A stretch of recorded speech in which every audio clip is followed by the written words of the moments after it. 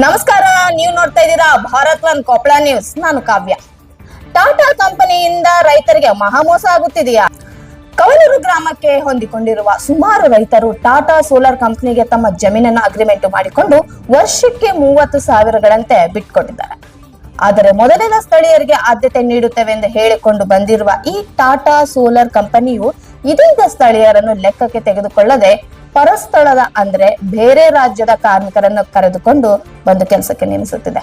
ಅಷ್ಟೇ ಅಲ್ಲದೆ ಕವಲೂರು ಪಂಚಾಯತಿಯಿಂದ ಎನ್ಒಸಿ ಮತ್ತು ಕಮರ್ಷಿಯಲ್ ಎಣ್ಣೆ ಆಗಿದರ ಬಗ್ಗೆ ಮತ್ತು ಹಲವಾರು ಇಲಾಖೆಗಳಿಂದ ಎನ್ಒಸಿ ಪಡೆದಿದೆ ಎನ್ನುವ ಪ್ರಶ್ನೆಗೆ ಉತ್ತರ ಕೊಡದೆ ಮೌನಕ್ಕೆ ಶರಣಾಗುತ್ತದೆ. ಇತ್ತ ಪಂಚಾಯಿತಿ ಅವರಿಗೆ ಹಾಗೂ ಸದಸ್ಯರಿಗೆ ಈ ಕುರಿತು ಮಾಹಿತಿ ಕೇಳಿದ್ರೆ ಸೋಲಾರ್ ಅವರು ನಮಗೆ ಯಾವುದೇ ರೆಸ್ಪಾನ್ಸ್ ಕೊಡುತ್ತಿಲ್ಲ.